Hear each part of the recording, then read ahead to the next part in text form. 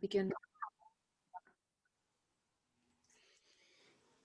Great. So as you all know, Dr. Robin Wall-Kimmerer has graciously agreed to join us for 1 hour this afternoon to consult on the PromoScience project that we are all involved in. And inspired by her writing and her scholarship, we are just so thrilled to have Robin here, and we know that she will be able to guide us to create our PromoScience units in a good way. And before we begin, just a little bit about Dr. Kimmerer. Dr. Kimmerer is a mother, a plant ecologist, writer, and SUNY Distinguished Teaching Professor at the SUNY College of Environmental Science and Forestry in Syracuse, New York. She serves as the founding director of the Center for Native Peoples and the Environment, whose mission is to create programs which draw on the wisdom of both Indigenous and scientific knowledge for our shared goals of sustainability.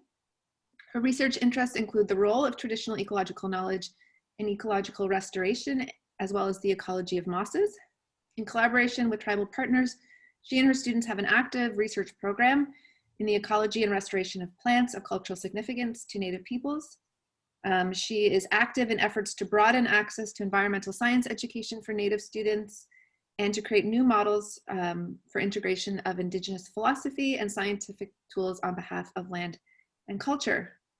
Dr. Kimmerer is also engaged in programs which introduce the benefits of traditional ecological knowledge to the scientific community in a way that respects and protects Indigenous knowledges. So, miigwech, Robin, for being here today with us.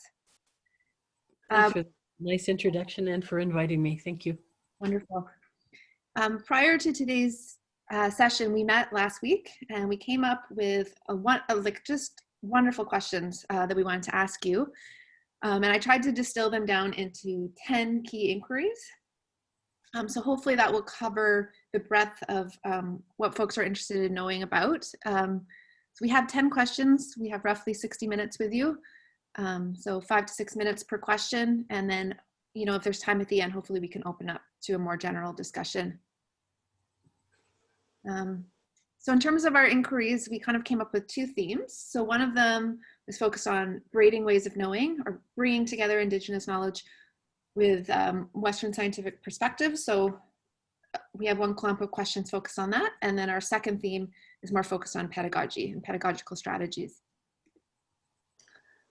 So I'm not sure, I can't see everyone on the screen here, but is Ryan Danby here today? Yep, I'm here. Ryan, would you like to speak to the question you came up with and maybe elaborate a bit on it? Well, sure. It came up in the question period at the end of your talk today, Robin, and thank you for that. Just on a personal note, thank you for your talk today. The nature of the question revolves around, or the pretext for it is about how we include or consider. I'm not quite sure the verbiage, and I suppose that's part of the challenge here, but I'll just say how we consider Indigenous knowledge in environmental decision making.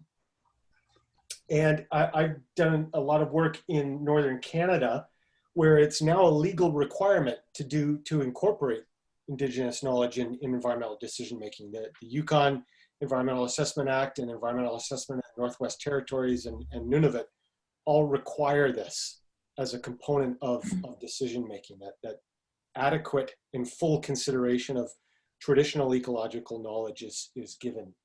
And there's been some discussion about how best to do that. And a lot of times it comes down to metaphors like talking about integrating knowledge and this idea of two-eyed seeing and so forth. And some people are disagreeing about how to do this or whether or not we can do it. And so one of the questions I had was just your perspective on this. And is there a metaphor that we can use to try and better, I guess, use the word integrate, although integrate is potentially not the right term to use. Right. I know it's of course the central question, isn't it, of how do we create right relationship between these ways of knowing, because there, you know, for a while the language that people were using was blending. We're going to blend these knowledges. Well, we know what happens when we put something in a blender. You know, right. and you know, not that, because what we're not talking about homogenization of knowledges, right? We're talking about their distinct integrity, and how we maintain that integrity and bring them together. So I have used the knowledge of the words of integrating, but I think more often than not, I'm using, you know, creating relationship between them, because of course, as we know, both in environmental decision making and in governance and in education, for a long time, the model of relationship was one of invisibility and marginalization for Native ways of knowing. So what I've been working on is to come up with thinking about that metaphor that can guide me anyway, and my team in this, in education. And the model that I've been trying to work with, you know, first of all, there's the 2 row, right? To be able to say that, you know, that, and Deb McGregor has written beautifully about this, of the 2 row wampum as a model for relationship between knowledge of you know, the two kinds of knowledge running side by side down the river of life, and not steering each other. It's a model of autonomy and coexistence and full visibility for each kind of knowledge. But I respect that so much, but at the same time, it feels to me as if some steering is needed here because the Western ways of relationship with the land and the earth are so troubling, so destructive, that it seems to me that there needs to be some perhaps guidance, some interfering rather than coexistence. So the model that I've been working on, and it's still always, as everything is, a work in progress, is the 3 sisters model that I briefly mentioned in my lecture. And it quite literally follows from how you plant a 3 sisters garden, that you plant the corn first. And so much of, especially in STEM, if Indigenous knowledge is present at all, it's kind of stuck in around the edges, right?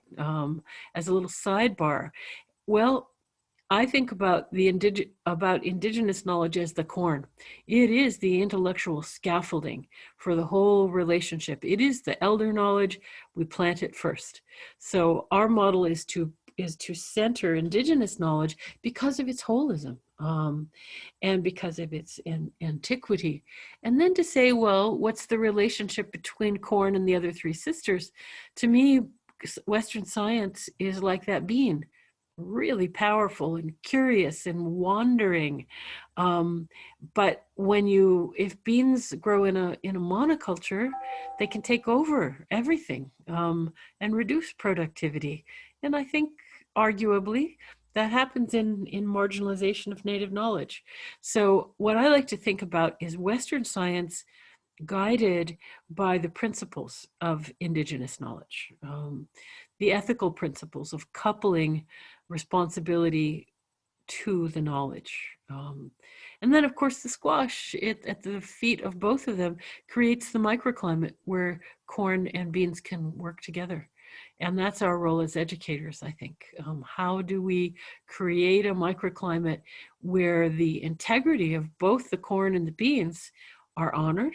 There's no blending, there's no one becoming the other, but for the partnership to work, they both have to be strong and sovereign, really. So that's the metaphor that I try to use. And again, that centering of Indigenous philosophy as the guide to other knowledges has been instructive for me. Thank you for that. Thank you. Wonderful. Yeah. Thank you, Robin. I feel that we have sort of touched on this question in the answer to the first question. Lindsay, is there anything else you want to add or kind of extrapolate from your question?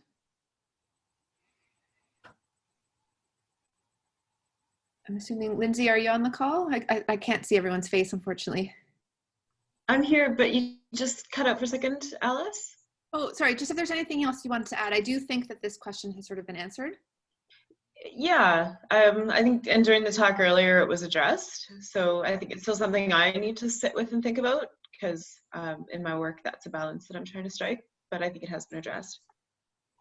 I'd love to hear what you're thinking about though, Lindsay, if we have time for a back and forth. Yeah, I'd love to chat with you about that. And if not today, it would be just an absolute pleasure any other time as well. Okay. Perhaps at the end, we can have a bit more of a back and forth discussion. Okay. So Chris, do you want to speak to your question? I wrote it out in full here. Yes, it's a bit long-winded, sorry. No? I think that Dr. Kimmerer has done a great job of answering my question by answering Ryan's question. I wonder if it would be okay if I asked a question that was more directly related to her talk today. Sure, yeah. It's kind of along the same lines, and it's when you're dealing with science students, and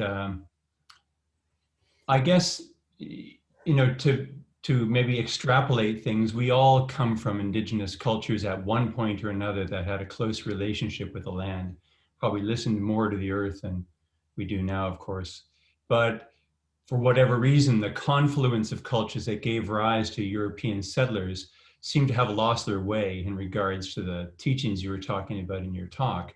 So when non-Indigenous science students are reflecting on this, I'm wondering if you can offer any thoughts about how or why this, you know, strain from the path, if you will, happened, and how the answer to that question might reflect upon how we can teach students in a way that gives them hope that some of these teachings will be successful in turning things around in the so-called modern world.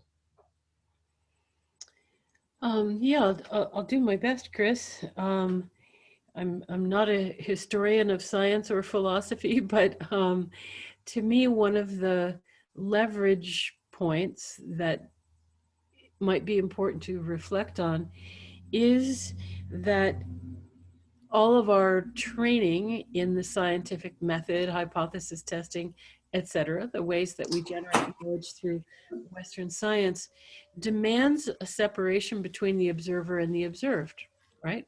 It says we have all of these ways of doing experiments and processing our observations to take human subjectivity out of the equation, which makes Western science very, very good at answering, or at least testing, true-false questions. Very good at that. But it is not the right tool for right-wrong questions. Indigenous knowledge, because it brings together both the empirical through mind and body, but it also involves emotional knowledge and spiritual knowledge, is much better suited to answer those right-wrong questions. So what I tell my students is that know your tool. You know, sometimes Western science hypothesis testing is the tool you need. Depends on the question. And sometimes Indigenous knowledge is the tool that you need. Depends on the question. So that's kind of the guidance that I tend to offer to my students, and to say that one can use the tools of Western science without adopting the scientific worldview.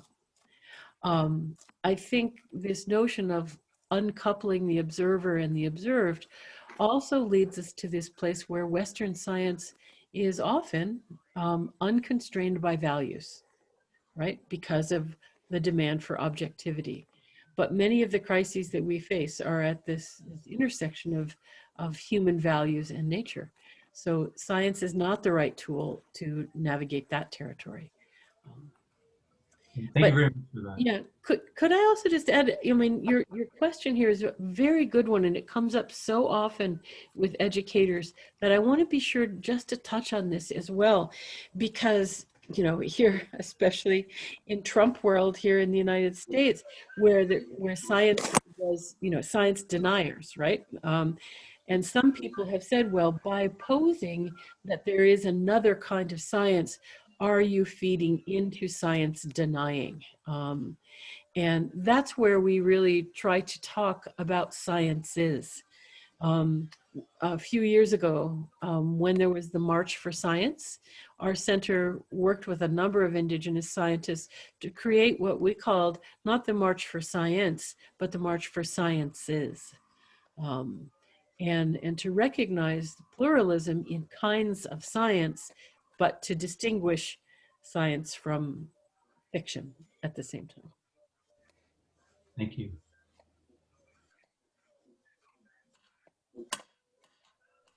That's a really important question. So thanks for bringing that forward, Chris. And just a reminder that if you aren't speaking, if you could just turn your mic off, that would be great. We are picking up a little bit of feedback. I also can hardly hear you, Alice. If that. Just to say that if you're not speaking, if you could mute your mic, that would be great, because I am picking up a bit of feedback. I'm not sure if anyone else is hearing that as well. That would be appreciated. Thank you. The next question comes from Lindsay. I think it has been touched on, but I think there's much more we could say about this. Lindsay, did you want to speak to your question? Yeah, I think it's connected to my 2ITing question too. I'm becoming increasingly aware in my own teaching of the difference between integration and decolonization. And so I'm hopeful that we'll be able to create units that are meaningfully decolonized and not just sort of integrated with Indigenous knowledge in what is still an essentially Western way of teaching and learning. So I'd love to know your thoughts on how we can underline the sophistication, again, way back to Chris's question, to underline the rigor of Indigenous ways of knowing and ensure that that is put across very clearly. Yeah, and that, of course, is really challenging depending on the nature of your classroom, right? Because it demands that your students actually know how so-called Western science works and what the assumptions are. So one of the things that I guess if I had what I would say about this is this notion of checking the box or dismissing, as is often the case, traditional knowledge examples can be dismissed because we say, oh, well, you know, that's, as you say, that's quaint, it's just a story, it's a very localized practice. But what we need to have our students appreciate is that in terms of parallels with other kinds of inquiry, traditional ecological knowledge also has theory. It also has hypotheses. It has philosophy. It has assumptions. But when we teach just cherry picking, like a little factoid, oh, let's add traditional knowledge to this teaching by teaching something about fishing or something about berry gathering. Okay, that's maybe, is it better than nothing? I'm not sure. But what we need to do also is to teach the worldview in which that is embedded. Things like when I was talking about the honorable harvest today, this notion of, oh, you're going to go talk to the plants. That's quaint. That's in a, you know, a box to check. But if you look at the worldview of personhood and where that came from, and then it's embedded in practice, in culture, in belief, then that practice makes perfect sense. So just as we teach, we hope we teach our other disciplines in a full way so that we see the context in which they are practiced. That seems really important, because otherwise we engage in what I like to call, there's a lot of other people who've used other terms for it, but I call it knowledge mining, where we pluck out little parts of Indigenous knowledge that fit the Western model and stick them into our classwork. And that to me is like mining. It's extracting the ore out of the huge context of the earth, and without regard for the potential damage that that does and what's left behind as tailings is often the cultural context. So I think we have to teach deeply, right? We have to really understand the ways in which these practices that are so sophisticated are embedded in a whole set of cultural assumptions. I think like something I'm getting from what you're saying is also like making space and time, because it was interesting. Paul Grogan, you're here. Your question earlier today about the Anishinaabe migration story, which is like a huge story that, to understand it, gives insight into who we are and why Robin and I are both Anishinaabe, but you're Potawatomi and I'm Algonquin because of that creation story, and it explains so much, right? So. Or that migration story. I think like, so when it comes down to it too, it's like picking medicine. When you go out in a bush, you might be going out for one thing, but if there's good medicine from other places, maybe you don't spend all your time picking sweet flag. Maybe you also get some sweetgrass. And that means you maybe get a little less sweet flag, but you're getting some other things too. So I think prioritizing is going to be really important with this, and deciding what we are going to have to set down from the Western curriculum in order to pick up appropriately from Indigenous knowledge. Just a thought. Beautifully said, yes. Thank you, Robin, and thank you, Lindsay, for that great discussion. I guess this next question comes from me, and Liv as well was expressing some similar things in our meeting last week. So I've been reading a lot of Canadian Indigenous scholars recently. People I'm sure you've heard of: Leanne Simpson, Marcia McKenzie, Glenn Coulthard, etc. And they talk about the importance of Indigenous resurgence. And I think part of that process is revitalizing traditional Indigenous land-based practices, which is so wonderful. Another piece is kind of teaching and learning about the impacts of colonialism and how colonialism has impacted and continues to impact Indigenous sovereignty and relationship to land. So I'm wondering what you think the role of an explicit conversation about the impacts of colonialism should be in our units, along with the revitalization of culture. And with this in mind, if you could speak a little bit to how maybe a discussion of treaties could be integrated into the work. I think it would be, can you tell me a little bit more about what units you're talking about? What does a unit look like? And then I can tailor my answer better. Sure. So it would be a unit that either a grade 9 or a grade 10 teacher would be taking up. And so let's say the theme of the unit would be climate change, for instance. And within that unit, there might be 15 to 20 lessons that kind of unfold a narrative that's teaching students about climate change ultimately, but that is integrating, those Western scientific principles that show up in the grade 9 and 10 curriculum, as well as the land-based perspectives from this region that are coming from Indigenous knowledge keepers. Uh-huh. Does that clarify? Yeah, that's very helpful, very helpful. I think that we do a disservice to our students if we, again, don't give them the context, and the context is colonialism. But what I think in a case like a unit on climate change, for example,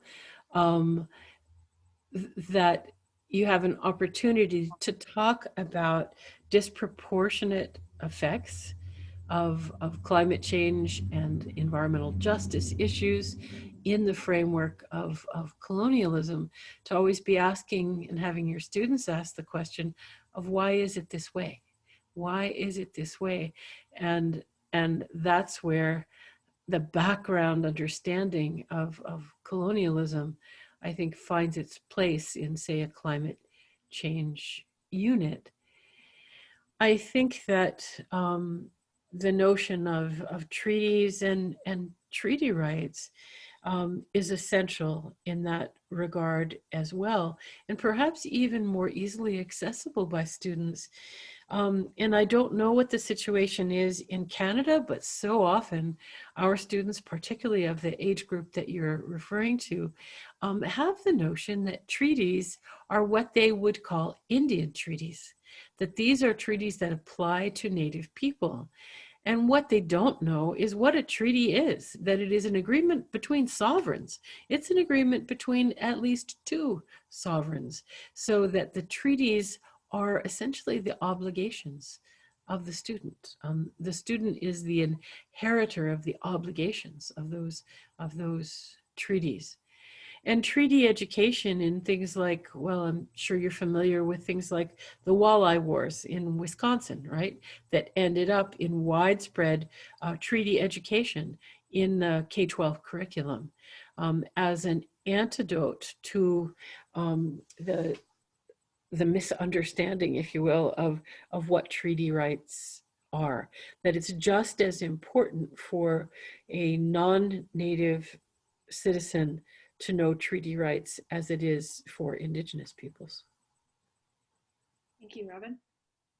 Liv, did you want to add anything? I know that your inquiry was revolving around treaties specifically. Yeah, I think, thank you so much, Robin, for your answer. I think what I was wondering most about, because there's so many things going on across Turtle Island, like from in Wet'suwet'en right to like the Mi'kmaq and Nova Scotia and everything really in between. And people often talk a lot about how Indigenous rights are being violated in these situations. And it is Indigenous rights in the sense that as Indigenous people, our rights are being violated. But I also think about like all of our relations and their rights as well. And I think that ties back a little bit maybe into what you were talking about earlier, as in like asking permission and talking to our plant relatives and learning from our plant relatives and seeing them more as just resources to be extracted from, but rather like a whole part of a relation that we all have to each other. And so I was just kind of interested in wondering about your, I guess, take on that as well.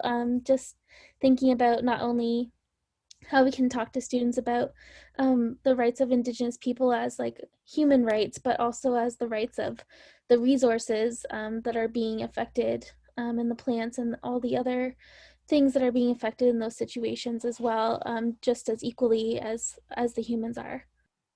Yeah, excellent examples. And I think it ties into your broader question about how to bring in colonialism, because what we come to understand is that colonization was an act of trying to exterminate the personhood of nature, right? Our ways of understanding the land as sacred, land as person, those are not compatible with land as stuff, land to be exploited as opposed to land to be honored and respected. And so that's what I mean by this question of, well, why is it this way?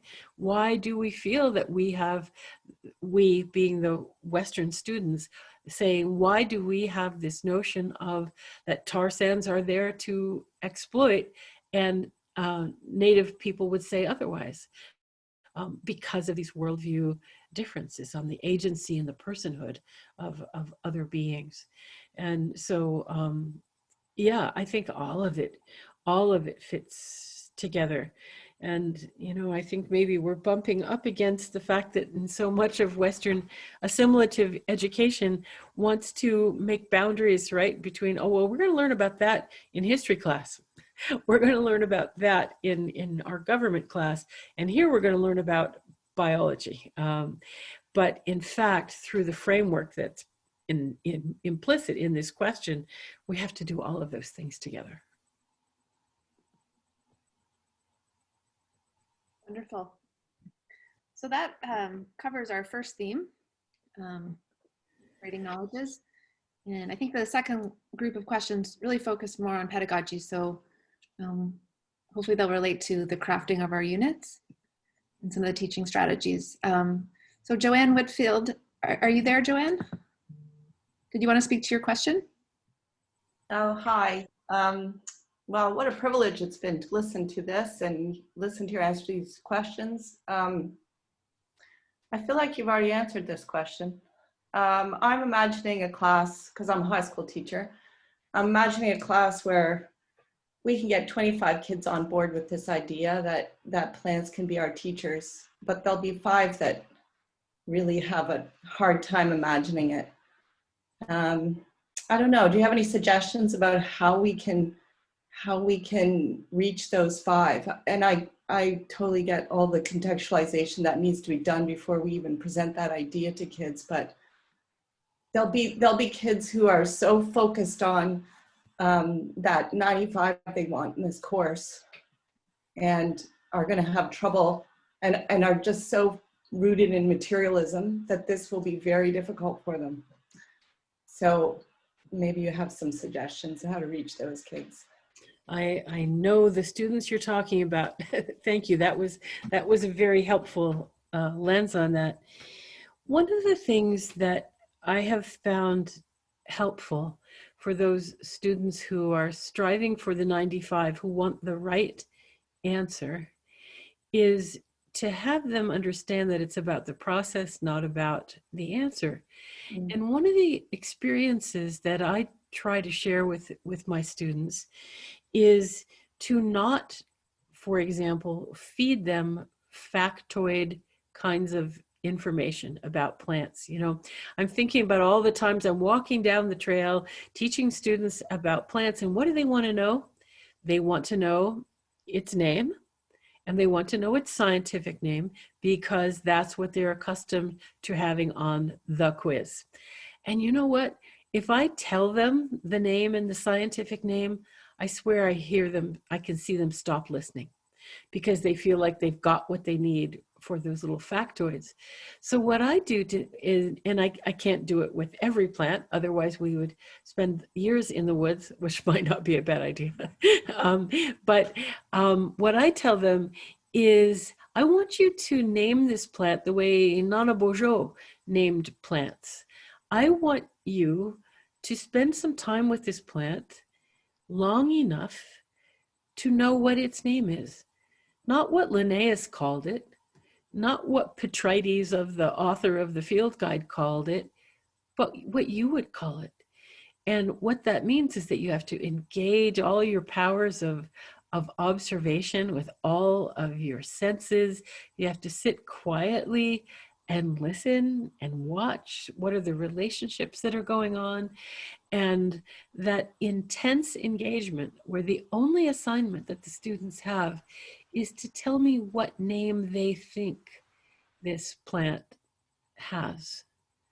It frees them from that accountability to some factoid, and gives them permission to just know with all of their senses, including their intuition. Does it reach every student? Probably not. But I have seen many students, when they have the clarity of, no, I don't want to know what the rest of the world calls this plant. I want to know what you call this plant. And most of the students afterwards will say, you know what? I will never forget that plant, because I just spent 20 minutes getting to know that being. And it became a being for them. So it's time and permission to not have an answer, but a process. And after all, that's how we do learn from plants as teachers. That's the real deal of spending time getting to know them, listening with all of your being. And besides, it's fun. Yeah, absolutely. Thank you. That's a great answer. I was just going to say, on a side note, then you can ask the student, what did the plant teach you at the end of it, right? Like, what did, you know, and then they can inhale that idea of plants as teachers. Absolutely. Absolutely. And you say, well, how did it teach you? You know, it didn't teach you with a smart board. It didn't even teach you with language. It taught you through relationship, or the way that it interacted with light. So it opens them to other ways of teaching too. Good point. Wonderful. Sonia, did you want to speak to this one? I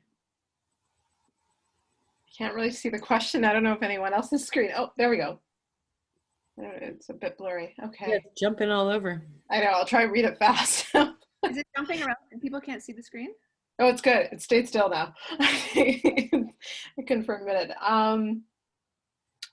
Yeah, I think this has been addressed. I don't know if any more you can add, but when we're producing the units, as we referred to before, how do we make space for the spirit and emotions in a field like science? And that has traditionally been focused primarily on the cognitive development of students. And I think you gave an excellent example right now of having students engage and be present and listen to the plans. But if you have other examples as well, and how do we bring those elements into our unit plans and have teachers be comfortable with that, who are primarily going to be science teachers and not used to the holism of Indigenous knowledge or adapting to it?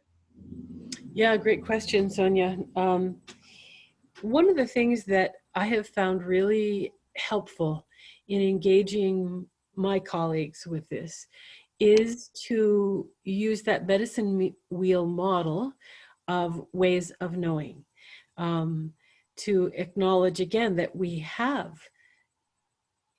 do have cognitive development, we have the intellect, we have physical ways of knowing, we have emotional ways, and we have spiritual ways. And what I tried to do is to help my colleagues kind of map out where do they feel most comfortable, and where has their education lain. And of course, it's all in the quadrant of the intellect, because that's what we have privileged. But then to say, well, think about the muscles in your body, right? If you don't exercise them, they atrophy. You don't know how, you can't move that way because your muscles haven't been trained to.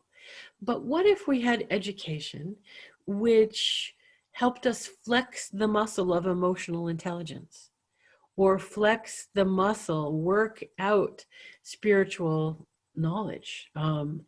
That frees the students to say, oh, there are these other ways of knowing. And colonial education has privileged cognitive ways where there are these other ways. So it gives them explicit permission. It also clearly puts science as a subset of the total ways that we have to know. A powerful way, but it's science and these other ways. And never setting them in opposition has been important for me in navigating the STEM world, is that it's almost always science and because of the holism of Indigenous knowledge. Great, thank you for that. Thank you. The next question, I'm hoping, Jennifer's not on the call, but I'm hoping that Maureen could speak to it.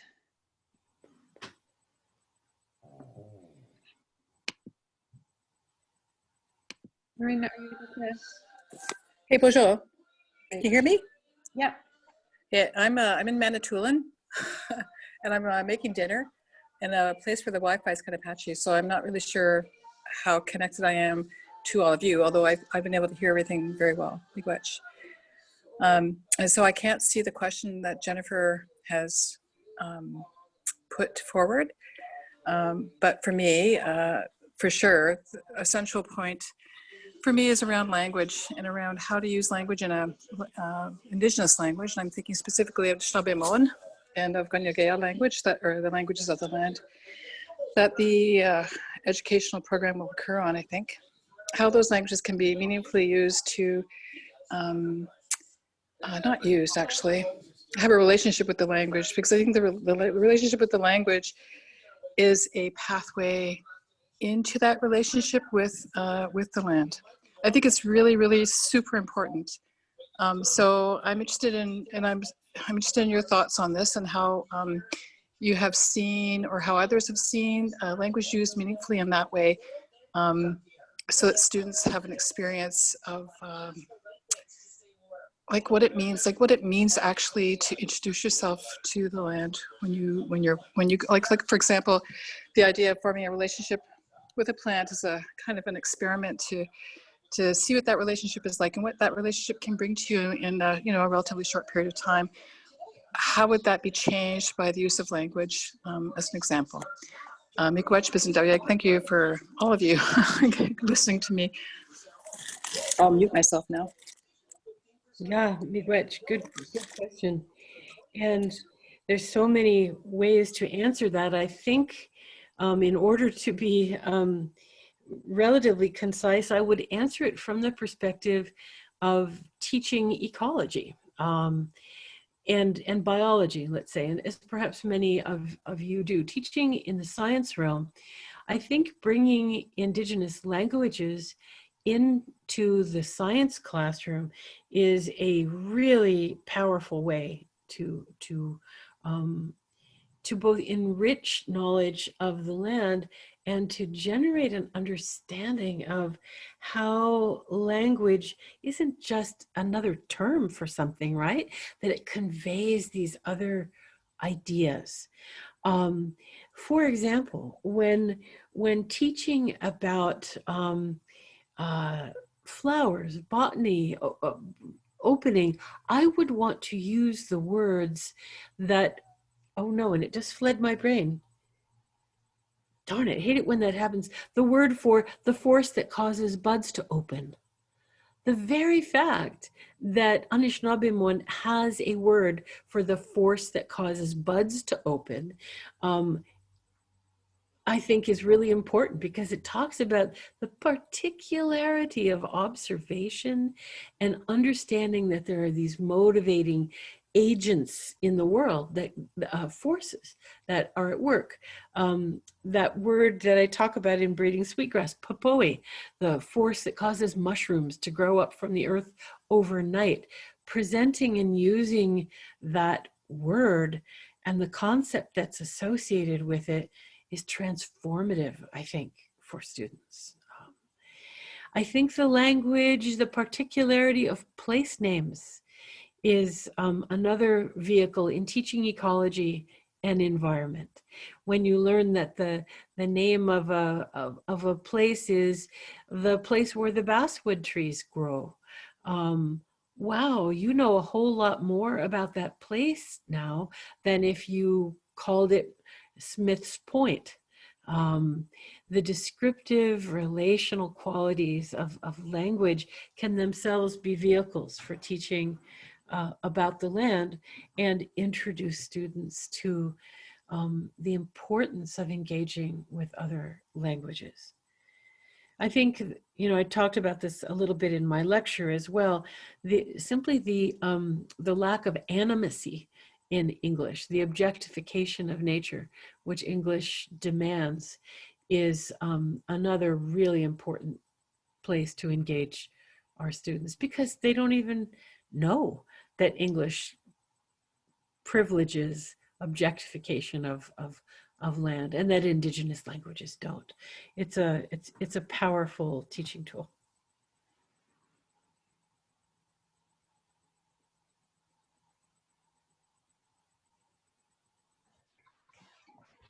I guess it's my turn. This is a very nuts and bolts kind of question relative to the wonderfully sophisticated questions that have preceded me. And you did touch upon this. I think one of the questions after your talk actually touched upon this a little bit. But one of the hopes that we have for the lesson plans that we are creating is to actually have students come out to Elbow Lake. So they will actually be on the land base. But our aspiration also is potentially to create a model that can be ported elsewhere. And we know in the world that about 55% of the human population exists in urban areas.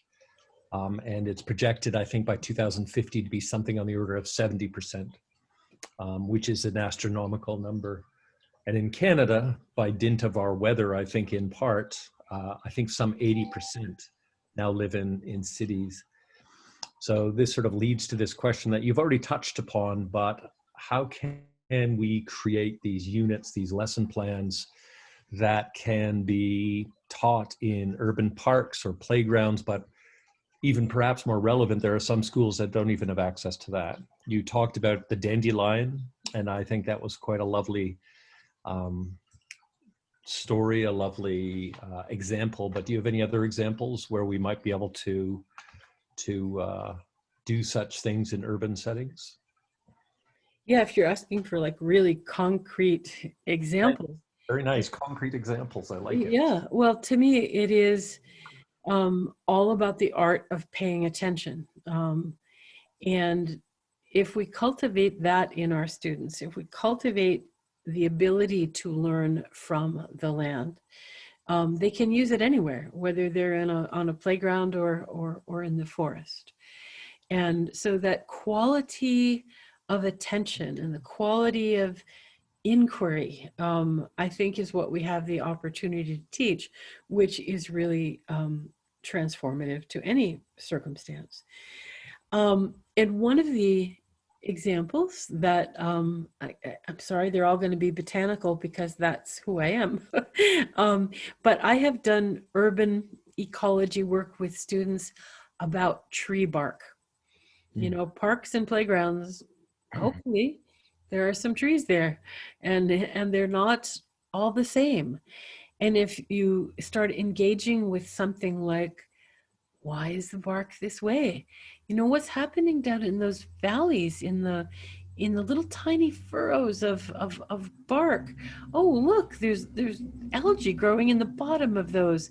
That, you know, is a microcosm of landscape level processes, right? Of microenvironment and why things live where they live. So to me, all of those big ecological concepts can be taught in an urban setting, so long as there's access to the living world. But Stephen, you then said, well, sometimes we don't even have that. All we have is pavement. Wow. And then, I don't know, I think we then become having to draw on what experiences students do have of what is the life in the market that you walk by every day. Where did those fruits come from? How did they grow? What is our relationship to them? I think it's all about paying attention. And I admit it's a stretch for me. As I said in my lecture, I don't spend time in cities, so this is a bit of a conundrum for me as well. But to me, it's about paying attention and still trusting that the land will be the teacher. You just have to look at different things. Mm-hmm. Thank you very much. I think we basically just answered my question here already. Some examples of plant species and lessons that they can teach. So I think we can move on. So I don't know if Neil is here. He emailed me just before the session wanting to add this one in. I don't think he's on the call, but just, and I think we have touched on this, but just the difference between like holistic and reductionist thinking and how in Western science we're really steered towards thinking in a reductionist way. But also we realize there's certainly shortcomings in terms of breaking things down into smaller pieces to understand them, and you know how we might address this in our units, or what are the values of thinking, the value in thinking more holistically. You wanted to speak a bit to that? Yeah, how might this be addressed? Well, I guess I would speak perhaps from personal experience in a major transformation that I made in one of my classes. And that is that so commonly, a biology unit, for example, begins with molecules or cells or microbes. It begins with these tiny particles. It begins with the building blocks, but the students don't know what they're building. They don't have the whole context for it. And so I transformed very happily my biology course, and granted it's a college level course, but the principle applies. I transformed my class by starting with ecology, by starting with the observable, rich, whole, complicated relational world. And then you could say, well, well, why is it that way? Why does this relationship exist? How do trees engage in nutrient cycling with mycorrhizae? I didn't start with fungal hyphae and studying the anatomy of a root. We started with relationship that then led the students into that inquiry of how does it work. So, excuse me, been talking too long. The excuse me, the starting with the big picture, I think is an excellent antidote, because it counters reductionism and engages the students in inquiry, because it uses their pre-existing knowledge of the world, where they have no pre-existing knowledge of cells.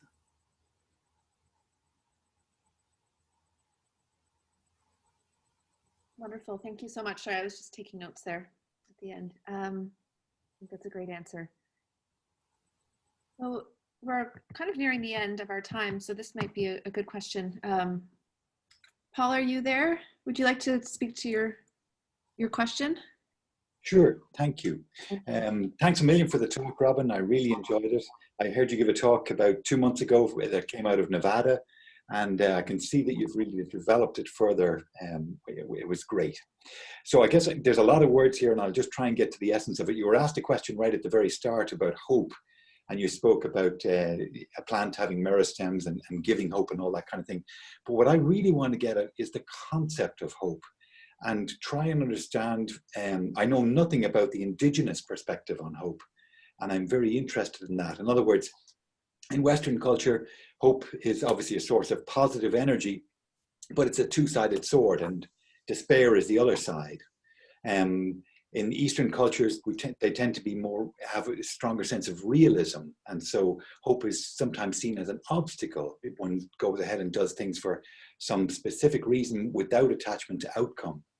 But in essence, maybe just because we're getting short on time, the question at the last sentence is the core of the question. Can you describe the Indigenous concept of hope? Perhaps by setting the question in the context of how North American Indigenous cultures mentally cope with deep problems, suffering, and adversity. Thank you. It's an excellent question that I feel ill-equipped to answer in its depth and its scope. But what I would say about that is, how does one cope with suffering and adversity? I think of how many times that question is spoken of around the fire, and I'm thinking of all of the elders in particular who talk about that. And you know what the answer that they give is? Yes, resilience, yes, hard work to enact the future that you want to have. It's not about hope, it's about doing the work. But the thing that I hear most often, and I can just picture right now, is somebody just told a joke, and they say, that's how we cope with adversity and suffering. Humor is so valued in our cultures as a way of coping, as a way of creating relationship, as a way of acknowledging that the path is hard. You know, the path can be hard. And so we have to lighten one another's burdens and spirits as we go. And so I would say both the hard work to bring the world that you want into being, and to laugh along the way, sing along the way. And as they say, if you want to travel a hard road, go together. Thank you. Wonderful. We don't have a lot of time left, just 2 minutes here. I am wondering, I mean, you've been doing this work for a long time, integrating Indigenous knowledge and Western perspectives. If you have any main takeaways or ways in which you've overcome challenges throughout your career that you think would be important for us to know as we move forward into this project of knowledge braiding? Yeah, this probably reiterates a little bit of something that I said when I was answering an earlier question in the lecture. And that is, for me, what really helps me navigate the world of Western science as an Indigenous person is to uncouple the tools from the worldview. I think about a student of mine who said when she was finishing her graduate degree, Mi'kmaq student, and she said, when I go back to my community, I don't want to be known as a scientist. She just got her master's degree in ecology. She said, I want to be known as somebody working on behalf of the land and the people. And the fact that those things did not align for her was very, very telling. And her experience and everything I've learned since that in navigating that territory is to say we can use the tools of Western science without adopting the worldview of Western science. You can use the tools to care for the land as if it was made up of your relatives, of your family. You can use those tools, but you don't have to call them natural resources. You don't have to behave as if they were commodities. You don't have to behave as if the world was property. You can use the tools that are helpful, but use them within the worldview of respect, relationship, reciprocity, reverence. Wonderful. Thank you for that answer. And unfortunately, we are out of time, but I know I'm speaking for everyone when I say I wish that we could have, 3 or 4 more hours just to ask you questions and to listen to your wisdom. So Miigwech for taking the time. I'm feeling really inspired to do this work now, and I hope everyone else is feeling that way as well. Miigwech, Robin. Thank you so much, Robin. We really appreciate it. And I know you're meeting with students, so I think you need a hot tea at the very least to relax the voice. Thank you.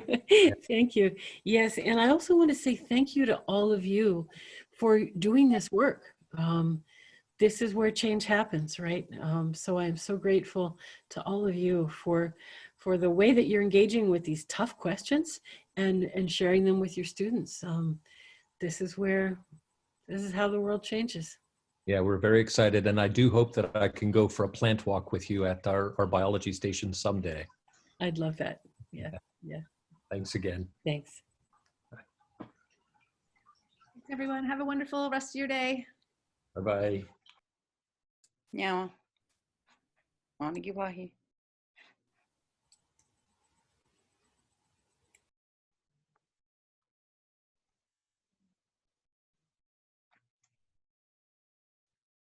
All right then. We're still recording. If we're gonna chat, you should probably. Good idea. I'll stop the recording.